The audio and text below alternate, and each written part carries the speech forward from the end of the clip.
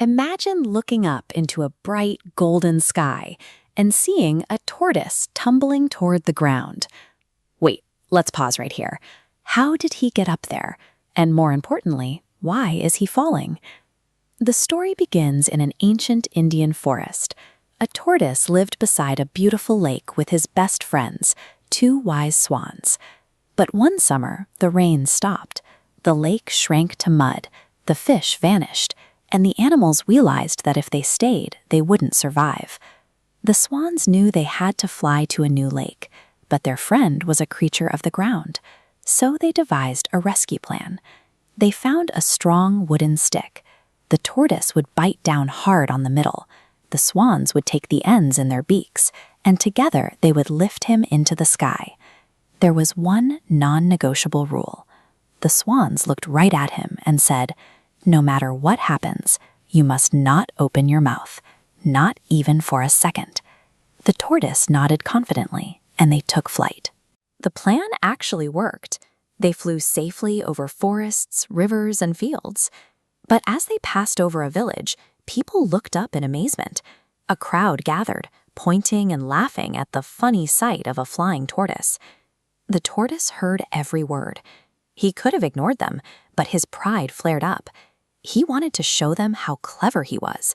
He wanted to prove he wasn't just a funny sight, but a participant in a brilliant escape. In that moment of ego, he forgot the warning. He opened his mouth to shout back at the crowd, and his only lifeline slipped away. The escape strategy was sound, and the physical mechanics were perfect.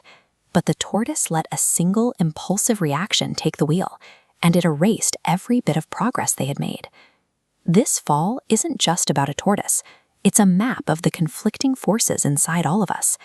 Often, the parts of our mind that make us smart are the exact same parts that get us into trouble. In astrological psychology, this is captured by the concept of Mercury, or Booth. Mercury governs our mind's engine, speech, quick reactions, and curiosity. We see Mercury in the tortoise's ability to communicate, those long evenings spent sharing stories and ideas with his friends. That mental agility allowed him to understand a plan as unusual as flying on a stick, giving him a chance at survival he wouldn't have had otherwise. But Mercury also has a dangerous side. When it's uncontrolled, it creates that burning urge to react immediately. It's the impulse to argue, to defend your pride, or to speak before you've weighed the cost of your words. When raw intelligence and a quick tongue operate without any restraint, they stop being helpful tools. They become a liability that can lead to a literal downfall. To balance that rapid energy, we need Saturn, also known as Shani. Saturn represents the opposing force, patience, discipline, and the power of silence. Saturn teaches us a hard but vital lesson. Just because a thought exists in your head, you are not required to turn it into a spoken word. Looking at the tortoise through this lens, we see he had plenty of Mercury, but a fatal lack of Saturn. He had the intellect to get into the air, but not the discipline to stay there. These forces work like a car's engine and brakes.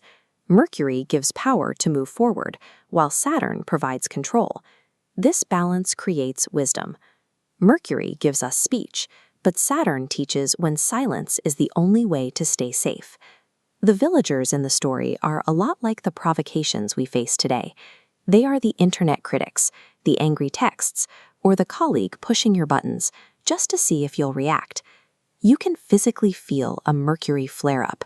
Your heart beats faster, and you feel an intense, immediate rush to type out a fiery response to defend your pride.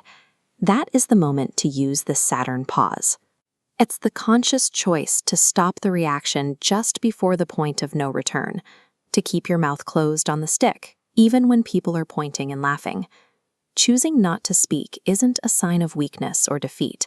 It is a posture of active, disciplined defense. It means you are in control of yourself, rather than letting the crowd control you. The words we choose never to say often provide us with far more protection than the words we aggressively speak.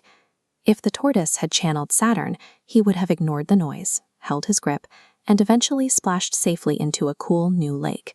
He would have arrived because he knew how to be silent.